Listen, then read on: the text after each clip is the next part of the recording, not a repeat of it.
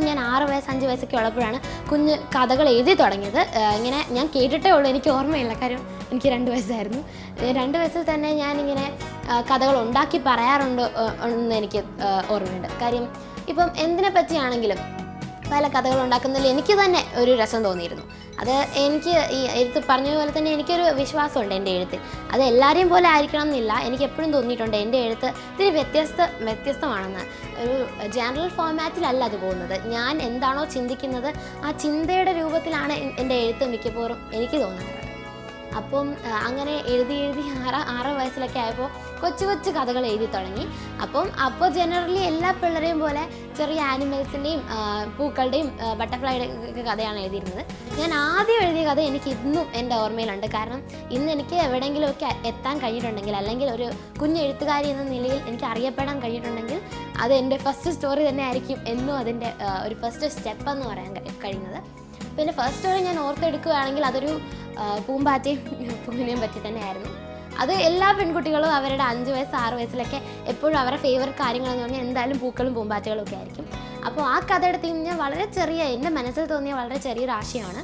അത് ഒരു പൂവ് വരണ്ട് നിൽക്കുമ്പോൾ ഒരു പൂമ്പാറ്റ അതിൻ്റെ ചിറകുകൾ മഴത്തുള്ളികൾ കൊണ്ടുവന്ന് ആ പൂവിന് കൊടുത്ത് അതിനെ സംരക്ഷിക്കുന്നു. ബിക്കോസ് പൂവാണല്ലോ പൂമ്പാറ്റകൾക്ക് തേൻ നൽകുന്നത്. അപ്പം അതിനുവേണ്ടി നമ്മൾ ഒരാളോട് സഹായം ചെയ്യുമ്പോൾ അയാൾ നമുക്ക് എന്തെങ്കിലും നമുക്കൊരാവശ്യം വരുമ്പോൾ അയാൾ ചെയ്യാൻ പറ്റുന്ന രീതിയിൽ നമുക്ക് ഹെൽപ്പ് തരും എന്നുള്ളൊരു ആശയമായിരുന്നു എനിക്ക് അന്നുണ്ടായിരുന്നത്. അപ്പോൾ അങ്ങനെയുള്ള കൊച്ചു കഥകളിൽ തുടങ്ങിയതായിരുന്നു എൻ്റെ എഴുത്ത്. ഞാൻ കൂടുതലും കഥകളാണ് കൊച്ചിലേക്ക്. ഇപ്പോൾ ഞാൻ കവിതകളും ശ്രമിക്കാറുണ്ടെങ്കിലും കൂടുതലും കഥകളായിരുന്നു എഴുതിയിരുന്നത്. അങ്ങനെ എഴുതി ഒരു ദിവസം ഞാൻ ഹിന്ദു യങ് വേൾഡ് നോക്കിയപ്പം മാത്സ് ഐജീനിയസ് ഒരു കോമ്പറ്റീഷൻ കണ്ടിട്ടുണ്ടായിരുന്നു. അതായത് ഇന്ത്യയിലെ എല്ലാവരും ഒരു ഏജ് ലിമിറ്റിനകത്തുള്ള പല കുട്ടികളിലും എല്ലാവരും ഒരുമിച്ച് ഒരു കോമ്പറ്റീഷനായിരുന്നു അത്. അപ്പം അതിന് ഞാൻ അറ്റൻഡ് ചെയ്തു. അങ്ങനെ ഫസ്റ്റ് ലെവൽ സെലക്ഷൻ കിട്ടി. ആദ്യം ഒരു സ്റ്റോറി എഴുതി കൊടുക്കാനായിരുന്നു. അപ്പോൾ അത് എഴുതി കൊടുത്തു, അത് സെലക്ഷൻ കിട്ടി. പിന്നെ അവിടെ വെച്ചൊരു ഓൺലൈൻ പോലെ ഒരു കോമ്പറ്റീഷൻ ഉണ്ടായിരുന്നു. അപ്പോൾ എനിക്ക് കിട്ടിയ topic if I could talk to animals എന്നുള്ളതായിരുന്നു. അതെനിക്ക് ആ സമയത്ത് ആനിമൽസിനെ പറ്റിയായിരുന്നു ഞാൻ മിക്ക കഥകളും എഴുതിക്കൊണ്ടിരുന്നത്. അതുകൊണ്ട് തന്നെ എനിക്ക് ആ ഒരു കോമ്പറ്റീഷൻ എളുപ്പമായിട്ടാണ് തോന്നിയത്.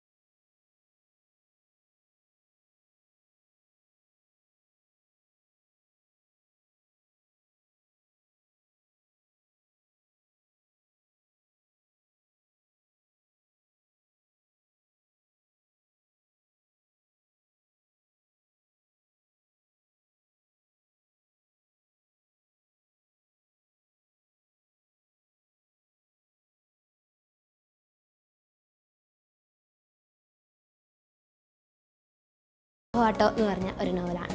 അത് ഞാൻ 6th പഠിക്കുമ്പോഴാണ് അത് പുറത്തു വരുന്നത്. ഈ പെൺകുട്ടി ഒരു സംഭവാട്ടോ എന്ന പേര് കേൾക്കുമ്പോൾ തന്നെ എന്നോട് ഒരുപാട് പേര് ചോദിക്കാറുണ്ട് ഇത് എന്നെപ്പറ്റി തന്നെ എഴുതിയാണോ എന്ന്. പക്ഷെ അല്ല, ഇത് എന്നെപ്പറ്റിയല്ല. ഞാനൊരു സംഭവം എന്ന് നിങ്ങൾക്കൊക്കെ തോന്നുന്നുണ്ടെങ്കിൽ അതെനിക്ക് വളരെ സന്തോഷകരമായ കാര്യമാണ്. പക്ഷേ ഞാൻ അതിനകത്ത് എഴുതിയിരിക്കുന്നത് ഒരു പെൺകുട്ടി മറ്റു പെൺകുട്ടികളെ സംരക്ഷിക്കാൻ വേണ്ടി നടത്തുന്ന ഒരു യജ്ഞമാണ്. അപ്പോൾ ഞാൻ ഈ 5ാം ക്ലാസ്സിൽ പഠിക്കുമ്പോൾ ഞാനിങ്ങനെ ലോകത്തോട്ട് നോക്കുമ്പോൾ എനിക്ക് തോന്നിയത് പെൺകുട്ടികൾക്ക് ഒരുപാട് അബ്യൂസ് അവർക്ക് ഉണ്ടാവുന്നുണ്ട്.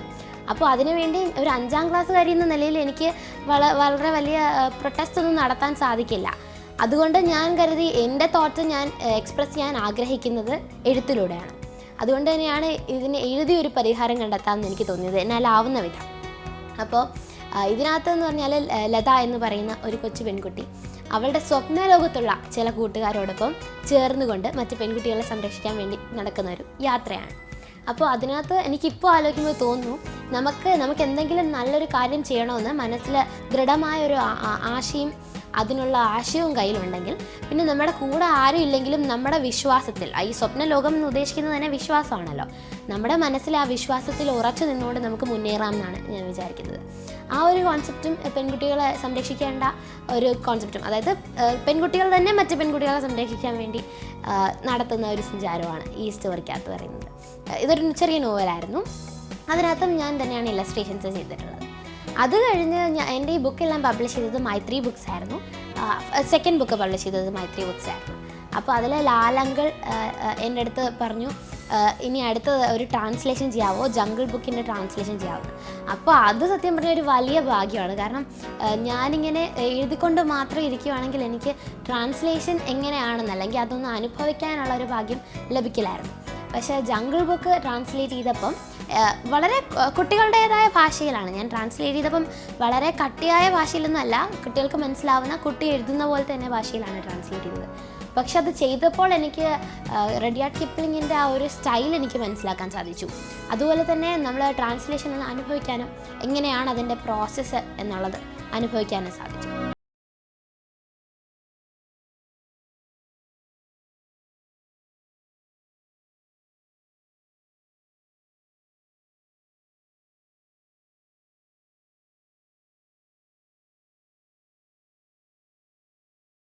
ഞാൻ എഴുതിയിട്ടുള്ള ടൈപ്പേ അല്ലായിരുന്നു. കാരണം അതെൻ്റെ ഏകദേശം ഒരു കൗമാരകാലത്തേക്ക് കടന്നപ്പോഴാണ് അതെനിക്ക് എഴുതാൻ തോന്നിയത്. അപ്പോൾ ഒരുപാട് സീരീസ് ബുക്സും ഡിറ്റക്റ്റീവ് ബുക്സും ഒക്കെ വായിച്ച് ഒരു ഡിറ്റക്റ്റീവ് ടൈപ്പ് എഴുതണമെന്നായിരുന്നു എൻ്റെ ആഗ്രഹം. പക്ഷെ അത് കംപ്ലീറ്റ്ലി ഒരു ത്രില്ലറോ അങ്ങനെ മർഡർ മിസ്റ്ററി ഒന്നും അല്ല. എങ്കിലും കുട്ടികൾക്ക് ഇഷ്ടമുള്ള ചില കാര്യങ്ങൾ ഒരു ഡിറ്റക്റ്റീവ് ടൈപ്പിലേക്ക് കൊണ്ടുവരികയായിരുന്നു. അതായത് ഒരു സ്കൂൾ ക്യാമ്പസിൽ കുറേ ലവ് ലെറ്റേഴ്സ് മിസ്സിങ് ആവുന്നു. ആർക്കോ വേണ്ടി എഴുതുന്ന കുറേ കത്തുകൾ. അപ്പോൾ ആർക്കത് കണ്ടെത്താൻ പറ്റുന്നില്ല ഇത് ആരെ എഴുതുന്നതെന്നുള്ളത്. അപ്പം ഒരു ഡിറ്റക്റ്റീവ് പോലെ ഒരു ഗ്രൂപ്പ്, കുറച്ച് പെൺകുട്ടികളുടെ ഗ്രൂപ്പ് അത് കണ്ടുപിടിക്കാൻ നടത്തുന്ന ഒരു യാത്രയാണ് അതിനകത്ത് പറയുന്നത്. അതൊരു ചെറിയ ഇംഗ്ലീഷ് നോവലാണ്. അത് എനിക്ക് തോന്നുന്നു അത് ആ കാലത്ത് വായിച്ചിരുന്ന ഒരുപാട് പുസ്തകങ്ങളുടെ ഒരു ഇൻഫ്ലുവൻസ് ഉണ്ടായിരുന്നിരിക്കും. കുറേ സീരീസ് ബുക്സൊക്കെ വായിച്ചിരുന്നു. അപ്പോൾ ഇനി ആ പുസ്തകത്തിന് ഒരു പ്രത്യേകത എന്ന് പറയുവാണെങ്കിൽ അതിലെ ക്യാരക്ടേഴ്സൊക്കെ ആയിട്ട് ഞാൻ വളരെ എന്താ പറയുക, എനിക്ക് ആയിട്ടൊരു അടുപ്പമുണ്ട്. അതുകൊണ്ട് തന്നെ ഇനി എനിക്കൊരു ഓപ്പർച്യൂണിറ്റി കിട്ടുവാണെങ്കിൽ ഞാൻ ആ സീരീസ് പോലെ അത് കണ്ടിന്യൂ ചെയ്യുമെന്ന് എനിക്ക് തോന്നിയിട്ടുണ്ട്. കാര്യം അത് എഴുതിയപ്പം എനിക്ക് തോന്നി എൻ്റെ പ്രായത്തിൽ നിന്ന് തന്നെ ഞാൻ എഴുതുന്നുണ്ട് എൻ്റെ തോട്ട്സുമായിട്ട് ഒരുപാട് സിമിലാരിറ്റി വന്നിരുന്നു ആ ക്യാരക്ടറിൻ്റെ ചിന്തകൾക്കും ആശയങ്ങൾക്കും ഒക്കെ. അപ്പം ഞാൻ ചിലപ്പോൾ അത് സീരിയസ് ആയിട്ട് തന്നെ ആ ഒരു കഥാപാത്രവുമായി കണ്ടിന്യൂ ചെയ്യും. പിന്നീട് എന്നോട് ലാലങ്ങൾ ചോദിക്കുമായിരുന്നു ഒരു ജീവജ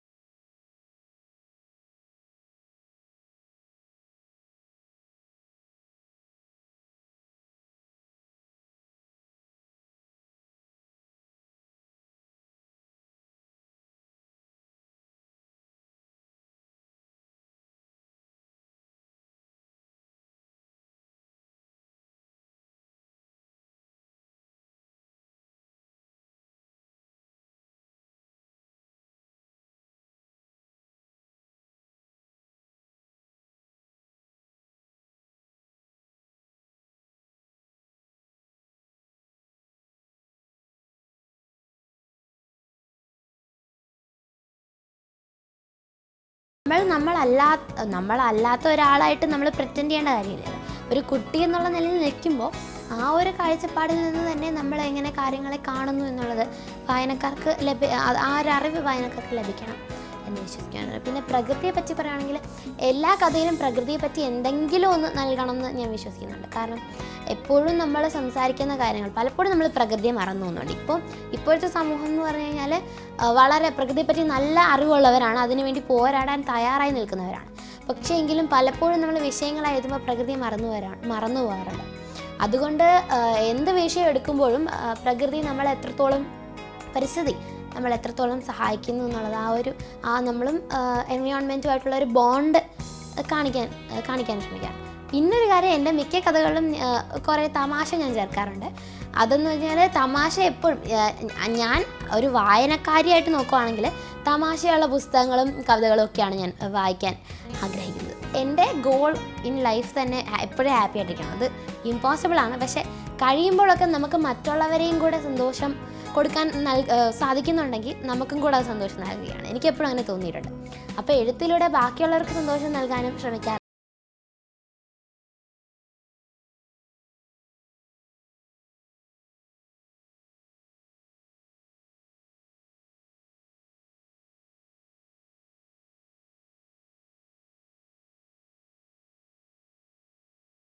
അല്ലാതെ എനിക്ക് സന്തോഷം നൽകുന്ന കുറേ കാര്യങ്ങളുണ്ട്. ഫസ്റ്റ് ഓഫ് ഓൾ അത് ഡാൻസ് തന്നെയാണ്. ഞാൻ ക്ലാസിക്കൽ ഡാൻസിൻ്റെ ട്രെയിനിങ് എടുത്തിട്ടുണ്ടായിരുന്നു. അതിപ്പോൾ മോഹിനിയാട്ടം അരങ്ങേറ്റം കഴിഞ്ഞപ്പോൾ നിർത്തി. അത് കാരണം പിന്നെ 9ാം ക്ലാസ്സൊക്കെ എത്തിയപ്പോൾ കുറച്ചും കൂടെ പഠിത്തത്തിൽ കോൺസെൻട്രേറ്റ് ചെയ്യാമെന്ന് പറഞ്ഞിട്ടാണ് അത് നിർത്തിയത്. പിന്നെ ഇപ്പം നിങ്ങൾ കേട്ടുകൊണ്ടിരിക്കുമ്പോൾ തന്നെ മനസ്സിലായി കാണും, എനിക്ക് ഒരുപാട് സംസാരിക്കാൻ ഇഷ്ടമുള്ളൊരു വ്യക്തിയാണ്. അപ്പം വെറുതെ ആരെങ്കിലും കിട്ടാൽ ഇങ്ങനെ പറഞ്ഞുകൊണ്ടിരിക്കും എന്തെങ്കിലുമൊക്കെ. അപ്പം മിക്കപ്പോഴും ഇങ്ങനെ സംസാരിക്കുന്ന എന്തെങ്കിലുമൊക്കെ ആണെങ്കിൽ ഇഷ്ടം, അല്ലെങ്കിൽ നാടകങ്ങളോ അങ്ങനെ എന്തെങ്കിലും. നാടകമാണെങ്കിലും ഇങ്ങനെ സ്ക്രിപ്റ്റ് എഴുതി വെച്ച് നമ്മൾ പഠിച്ച് അങ്ങനത്തെ നാടകം ചെയ്യും, അങ്ങനെയല്ല. പക്ഷേ അങ്ങനെയുള്ള നാടകങ്ങളെക്കാളും നമ്മൾ നാച്ചുറലായിട്ട് ആക്ട് ചെയ്യുന്നതൊക്കെയാണ് എനിക്കിഷ്ടം. മോണോ ആക്ട് ആണെങ്കിലും ഓക്കെ, മോണോ ആക്ടിനൊക്കെ പങ്കെടുക്കാറുണ്ട്. പക്ഷേ അതൊക്കെ ഞാനെപ്പോൾ നോക്കിയാലും മോണോ ആക്ട് ഫുള്ളും ഇങ്ങനെ നിലവിളികളും കരച്ചിലുകളും മാത്രമാണ്. അല്ലാതെ കുറച്ച് റിയൽ ലൈഫിൽ ഞാൻ നേരത്തെ പറഞ്ഞ പോലെ തന്നെ സന്തോഷമായിട്ടിരിക്കാൻ കഴിയുന്ന മോണോ ആക്ടുകളൊന്നും നമുക്ക് യുവജനോത്സവ വേദികളിലൊന്നും കാണാൻ കഴിയാറില്ല. അപ്പം എനിക്ക് ഇങ്ങനെയുള്ള ഫീൽഡിൽ ഞാൻ ഇറങ്ങുവാണെങ്കിൽ തീർച്ചയായിട്ടും റിയൽ ആയിട്ടുള്ള അല്ലെങ്കിൽ ഹാപ്പി ആക്കുന്ന കുറച്ച് നാടകങ്ങളും മോണോ ആക്ടുകളൊക്കെ ഞാൻ ഉണ്ടാക്കും. അപ്പം നാടകങ്ങളെപ്പറ്റി പറയുകയാണെങ്കിൽ സ്കൂളൊക്കെ ചിലപ്പോൾ ഞാൻ ക്ലാസ്സിലാണെങ്കിലും നാടകം തനിയെ എഴുതി ഉണ്ടാക്കാറുണ്ട്. അപ്പോൾ അതൊക്കെ എനിക്ക് സന്തോഷം നൽകുന്ന കുറച്ച് കാര്യങ്ങളാണ്. പിന്നെ ഞാൻ ന്യൂസ് റീഡ് ചെയ്തിട്ടുണ്ട്. അതും എനിക്ക് വളരെ ഈ സംസാരിക്കുന്നതിൻ്റെ ഭാഗമായതുകൊണ്ട് തന്നെ ന്യൂസ് റീഡ് ചെയ്യാനും എനിക്കിഷ്ടമാണ്. പിന്നെ ചെറുതായി വരയ്ക്കും, ചെറുതായി പെയിൻറ്റ് ചെയ്യും, അങ്ങനത്തെ പരിപാടികളൊക്കെ ഉണ്ട്. പക്ഷേ എന്ത് ചെയ്യുവാണെങ്കിലും അതെനിക്ക് സന്തോഷം നൽകണം എന്ന് മാത്രമേ എനിക്ക് എപ്പോഴും തോന്നിയിട്ടുള്ളൂ. അപ്പോൾ ഹോബീസ് ആയാലും എക്സ്ട്രാ കരിക്കുലർ ആക്ടിവിറ്റീസ് ആയാലും എല്ലാവർക്കും അങ്ങനെ തന്നെയാണെന്നാണ് എൻ്റെ വിശ്വാസം. നമ്മൾ ചെയ്യുമ്പോൾ പൂർണ്ണമായിട്ടും എൻജോയ് ചെയ്യണം. പിന്നെ അതിൽ നമ്മൾ ഇത്തിരിയെങ്കിലും റിഫ്ലക്റ്റ് ചെയ്യുന്നുണ്ടെന്ന് നമുക്ക് തോന്നണം. അല്ലാതെ നമ്മളുമായിട്ട് ഒരു കണക്ഷനും ഇല്ലാത്ത എന്തെങ്കിലും ഒരു കാര്യം ചെയ്തുകൊണ്ട് നടക്കുന്നതല്ല. ഇൻസ്റ്റഡ് നമ്മൾ എന്തെങ്കിലും നമ്മുടെ ഒരു പേഴ്സണാലിറ്റി അതിലൂടെ നമുക്ക് റിഫ്ലക്റ്റ് ചെയ്യാൻ പറ്റുന്നുണ്ടെങ്കിൽ അത് എന്ത് എക്സ്ട്രാ കരിക്കുലർ ആക്ടിവിറ്റി ആയാലും അത് ഫോളോ ചെയ്യണം എന്ന് തന്നെയാണ് എനിക്ക്.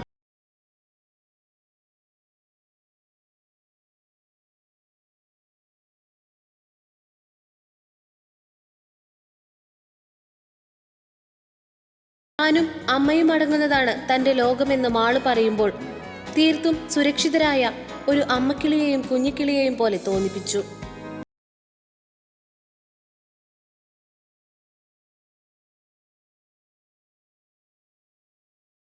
എൻ്റെ ലോകം എന്ന് പറഞ്ഞാൽ തന്നെ എൻ്റെ ഫാമിലിയാണ്. എൻ്റെ ഫാമിലി എന്ന് പറഞ്ഞാൽ വേറെ ആരുമല്ല, ഞാനും എൻ്റെ അമ്മയും.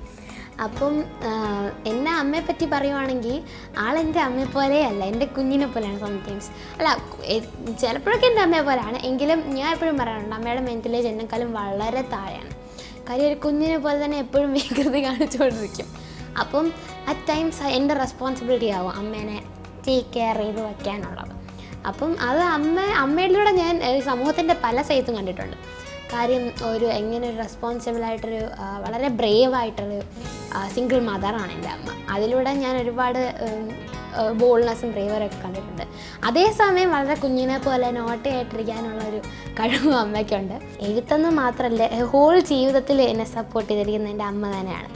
ആ സപ്പോർട്ട് എന്ന് പറഞ്ഞു കഴിഞ്ഞാൽ അതൊരു ഒരു വളരെ എനിക്ക് പറയാനാകാത്തൊരു സ്നേഹബന്ധമാണ് ഞാനും അമ്മയായിട്ടുള്ള. ഒരു മണിക്കൂർ പോലും പിരിഞ്ഞിരിക്കാനാകാത്ത ഒരു ബന്ധമാണ്. അതെപ്പോഴും ഇപ്പോഴും ഞാൻ ഇങ്ങനെ അമ്മയോട് സംസാരിച്ചുകൊണ്ടിരിക്കണം. വളരെ അറ്റാച്ച്ഡ്.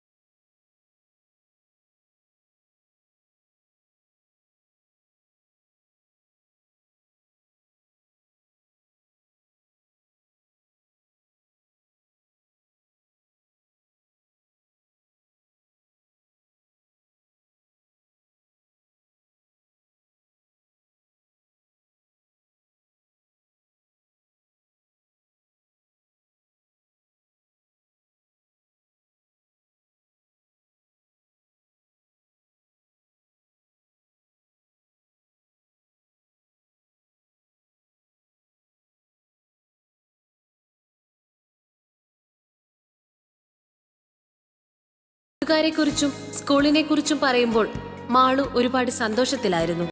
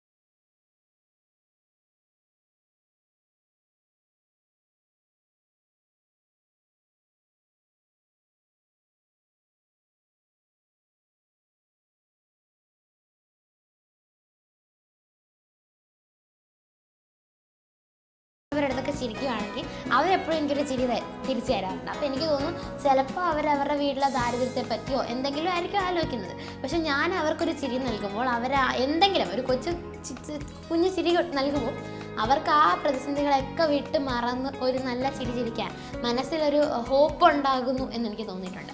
അപ്പോൾ ഒരു ചിരി നമുക്ക് മനസ്സിലുണ്ടെങ്കിൽ നമുക്ക് തന്നെ സന്തോഷിക്കാനും മറ്റുള്ളവരെ സന്തോഷിപ്പിക്കാനും കഴിയും. അപ്പം എന്നും ഹാപ്പി ആയിട്ടിരുന്ന് ഒരു ആന്ത്രോപോളജിസ്റ്റ് ആവാനാണ് എൻ്റെ ലൈഫിലെ ഗോൾസ്.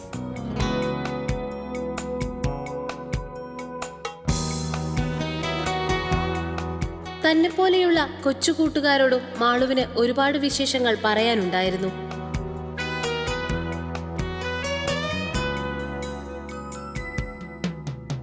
ഞാൻ എൻ്റെ കൂട്ടുകാരോട് പറയാൻ ഉദ്ദേശിക്കുന്ന ഒരു സന്ദേശം എന്നൊക്കെ പറയാനായിട്ട് ഞാൻ അത്ര വലിയ ആളൊന്നുമല്ല. എങ്കിലും എനിക്ക് തോന്നുന്നത് എല്ലാ കുട്ടികളും ഇതുപോലെ ആയിരിക്കണം എന്ന് എനിക്ക് തോന്നുന്ന ഒരു കാര്യം എന്ന് പറഞ്ഞാൽ നമ്മുടെ സ്വപ്നങ്ങൾ എന്തായാലും അതിനെ കൈവേടിയരുത്. അതിപ്പം ചിലപ്പം നല്ല സ്വപ്നമാണെങ്കിൽ, ചീത്ത സ്വപ്നമാണെങ്കിലല്ല, നല്ല സ്വപ്നമാണെങ്കിൽ ആരൊക്കെ നമ്മളെ ഇപ്പം സംടൈംസ് നമുക്ക് എല്ലാവരുടെ ഒന്നും പ്രതീക്ഷിക്കുന്ന സപ്പോർട്ട് കിട്ടണമെന്നില്ല. പക്ഷെ നമുക്കത് നമ്മളാരാന്ന് ആ ഒരു സ്വപ്നം അല്ലെങ്കിൽ ആ ഒരു കാര്യം റിഫൈൻ ചെയ്യുമെന്ന് നമുക്ക് തോന്നുന്നുണ്ടെങ്കിൽ അതിനൊരിക്കലും കൈവെടിയരുത്. അതിനുവേണ്ടി നന്നായിട്ട് അധ്വാനിക്കുക, അത് പിടിച്ചടക്കാൻ ശ്രമിക്കുക എന്നുള്ളതാണ് എനിക്ക് തോന്നിയിട്ടുള്ളത്.